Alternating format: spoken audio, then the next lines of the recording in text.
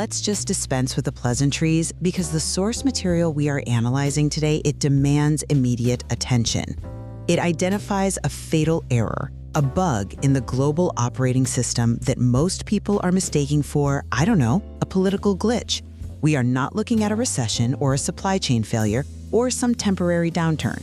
We are looking at thermodynamic stagnation. The accumulation model of capitalism, which has defined the last 3 centuries, has hit the physical wall of a closed system. The Earth is finite, so infinite growth is mathematically impossible. What you're feeling right now, the sticky inflation, the geopolitical unrest, that crushing social pressure, it's not a software error. It is the waste heat generated by a system that is frantically trying to delete its liabilities before it overheats. Okay, hold on. You are starting from a premise of absolute doom that relies on a very specific and I would argue a deeply pessimistic reading of history. This whole concept of stagnation just ignores the standard economic cycles we've seen for 200 years. We've faced resource constraints before. I mean, Malthus predicted we'd all starve back in the 1800s, and the Club of Rome said we'd be out of oil by the 1990s. Every single time human innovation broke the ceiling, we found new efficiencies. To call the current climate a fatal error ignores the reality of, Schumpeter's creative destruction. We aren't hitting a wall, we are shifting gears before the next boom, which will be driven by AI and renewable energy. But you're relying on historical patterns that no longer apply because the fundamental variable in the equation has flipped. Look at the structural analysis map that's provided in the material. In every previous cycle you just mentioned, human labor was an asset. The system needed more bodies to mine coal, to build cars, or to write code to generate growth. That equation is now broken. In the age of AI and robotics, human labor has flipped from being an asset to a liability. It's a cost on the balance sheet. So the friction we're all seeing now is the system attempting to delete that cost. The central question of this material isn't how do we fix the economy? It is, how do we survive the culling phase of a system that has been redesigned to discard us? That is an incredibly dark and, frankly, a dehumanizing way to frame technological progress. Culling, deletion, you're talking as if we are deprecated lines of code, not human beings with rights and democracies protecting us. The material might use those terms, but let's look at the reality. Yes, we see the rise of tech giants, sure, but we also see the democratization of information. We see efforts to cure diseases. You can't just wave away the potential for a post-scarcity world where labor should be optional. That isn't a culling, that's liberation. I am not waving it away. I am reading the schematic provided by the text. The integrated structure theory presented here makes it very clear that liberation is not the goal. Control is. We have a synchronization of 2 distinct forces that, well, they used to be separate. On one side, you have old money, the holders of physical resources, represented by these massive asset management firms like BlackRock and Vanguard.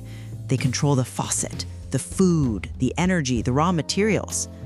On the other side, you have new money, the tech giants. But those two are natural competitors. I mean, Silicon Valley disrupted all the old industries. They have distinct cultures, distinct goals. Old money wants stability, new money wants disruption. That is the illusion.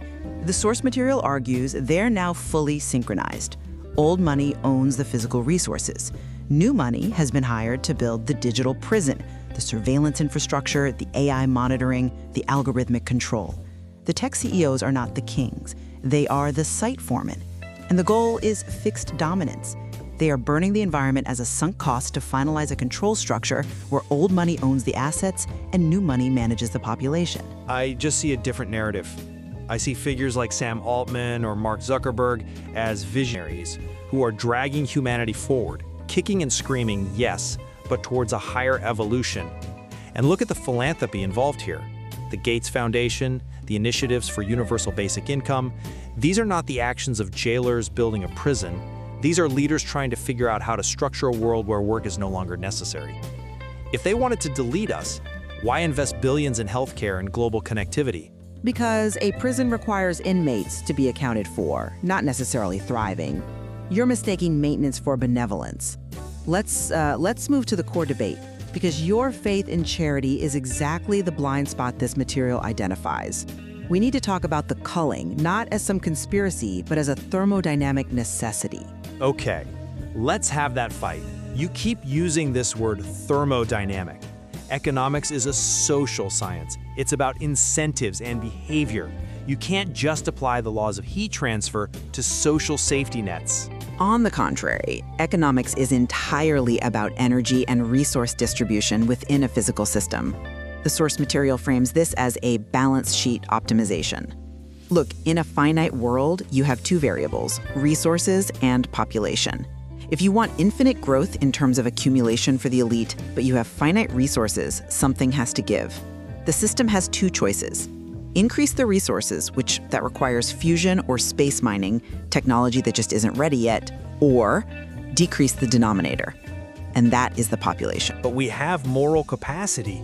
We have governments elected by that population to prevent exactly this kind of ruthlessness. The idea that the elite would just decide to decrease the denominator, it implies a level of coordinated malevolence that would be impossible to hide. We have social safety nets, we have welfare, we have human rights tribunals. These aren't just decorations, they are the result of centuries of social struggle. And the material argues that those safety nets are merely maintenance costs. In a corporation, when a department stops generating revenue and starts only consuming resources, what happens? It gets liquidated. The stagnation we are discussing is the realization that the system now views the general population as electronic waste or bad debt. The material explicitly points out that the inflation you see is a tool to make survival unaffordable, a soft culling. You don't need death camps if you have a cost of living crisis that prevents reproduction and shortens lifespans. It is a cold, mathematical trimming of the fat. I reject the idea that we are just fat to be trimmed. But even if I entertain this grim logic for a second, look at the power of the tech sector. You called them site foremen, but these companies have GDPs larger than most countries. They hold the power. If old money tried to pull the plug, Silicon Valley could shut down the world. They have leverage. And that brings us to the second key point, the role of new money as lightning rods. You think Zuckerberg and Musk are powerful because you see their faces, you see them on social media, you see them in the news. That is their function. They are designed to be seen. But who owns the controlling stakes in their companies? The faceless asset management firms, the old money. Well, in many cases, the founders hold special voting shares that give them operational control. They aren't puppets on strings. They are lightning rods. When the system crashes, when the culling becomes painful and the mob gets angry, who do they blame? They blame the face on the screen. They blame the tech CEO. Meanwhile, the old money, the ones who actually own the land, the water rights, the mineral deposits, they retreat into the shadows. The material references a specific job listing associated with Sam Altman's operations, head of preparedness. Which is a perfectly sensible corporate role for a company dealing with AGI. I mean, if you're building something that powerful, you hire someone to manage the risks. That proves they're being responsible, not conspiratorial. It shows they understand the gravity of what they are building. Read the fine print of the analysis. It is not about managing risk for the public. It's about pre-arranged scapegoating. It's about creating a legal and structural airlock so that when the experiment goes wrong, the leader can detach. It's flight preparation. It is the behavior of a scam artist packing their bags while the investors are still clapping in the lobby. You're just interpreting every single safety measure as a confession of guilt. Let's talk about that experiment then. Sam Altman and the AGI push. You call it a scam, I call it the biggest leap in human capability since fire. We are on the verge of solving energy, solving aging. This is the opposite of stagnation. The material defines the current AI boom not as progress, but as a short sale on civilization.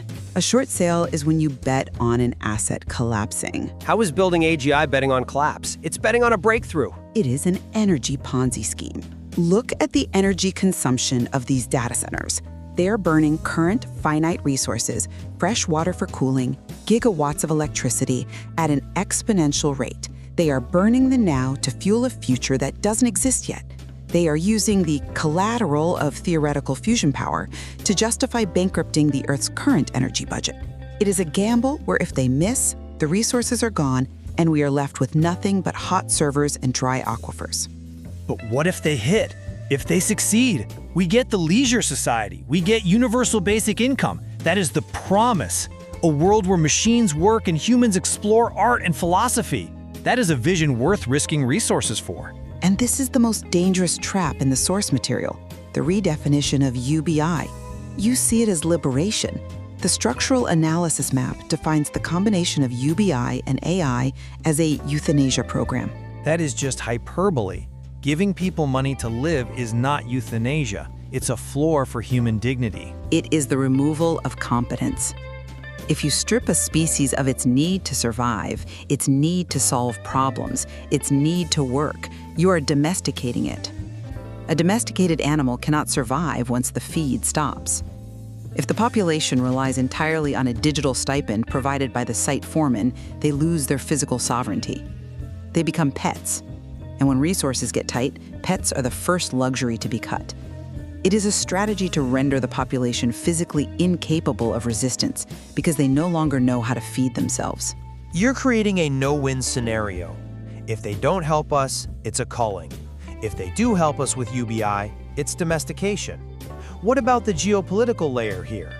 There is a real fight happening between the East and the West. Democracy versus authoritarianism. This isn't just one big club. There are opposing systems fighting for the future. It is pro-wrestling.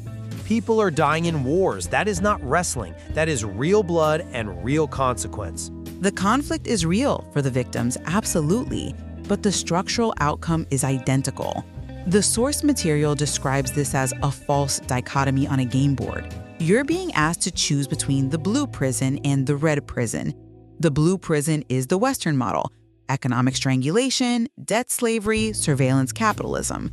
The red prison is the Eastern model: physical restriction, social credit scores, overt authoritarianism. But look at the OS underneath.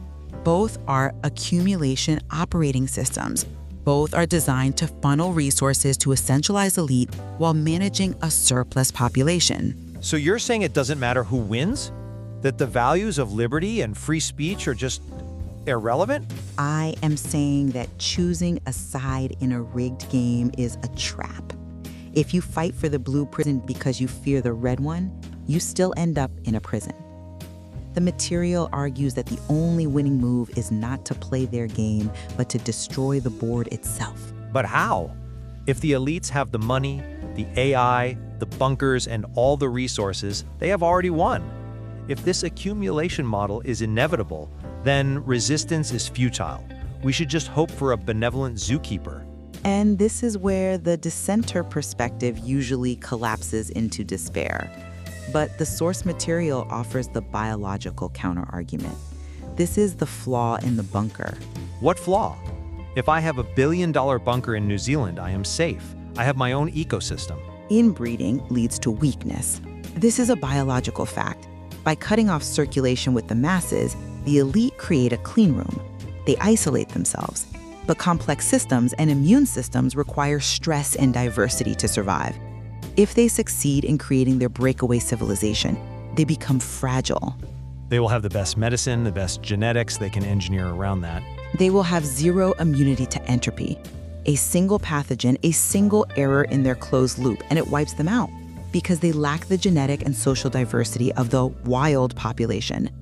Furthermore, apply their own logic of AI optimization. If they create a superintelligence designed to optimize resource flow, what does that AI see when it looks at the elite? It sees its creators. It sees a blockage. It sees a cancer. A tumor is a cluster of cells that hoards resources and refuses to circulate them to the rest of the body. If an AI is truly logical, it will identify the hoarding elite as the primary obstruction to the system's efficiency and eliminate them. The culling they plan for us creates the very logic for their own deletion. That's a terrifying irony, but it doesn't help me, the average person, right now. I'm listening to this, and I just feel paralyzed. If the economy is a trap, if politics is a stage show, and if the future is either domestication or deletion, what is the solution? How do I protect my assets? Do I buy gold? Do I vote for a specific party? What do I do? You are still asking for solutions within the casino. You want to know which chips to buy. The material rejects the premise entirely. There is no solution that involves playing by the house rules. The only valid strategy outlined is the quiet quit.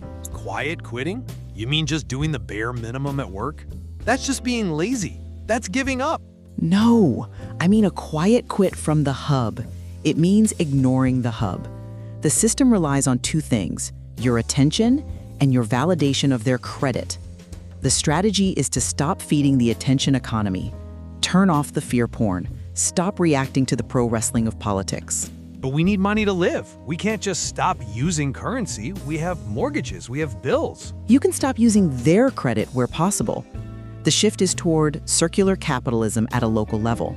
It means P2P, peer-to-peer circulation of physical value, skills, food, energy, repair. The source material emphasizes physical sovereignty.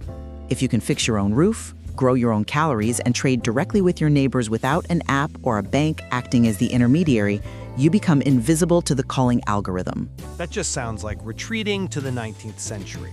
We live in a digital world. You can't just opt out of the financial system. You can, and you must, because the financial system is the mechanism of the culling. The argument here is that the transition to circular capitalism is not an ideological choice you make because it sounds nice. It is a biological mandate. The current system is a suicide pact of accumulation. It eats its own tail.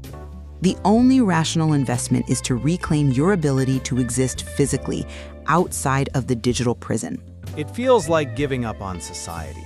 It feels like running away from the problems we should be solving together. It is not running away. It is standing still while the beast runs off a cliff. The material warns that there is a gate, Phase 5, closing in the coming years. This is the implementation of the full digital control grid. Once that gate closes, the ability to build these parallel systems vanishes. So the message is stop trying to fix the world, stop trying to get rich, and just survive? The message is that getting rich in a dying currency is a delusion. The message is that fixing the world through a broken political system is a distraction. The final verdict of the source material is unequivocal. The existing OS is terminating. You cannot patch it. You cannot negotiate with it. You can only disconnect from it. The quiet quit is the most aggressive action you can take. It starves the beast of its favorite food, your compliance. We are done for today. The debate is over. The rest is just physics.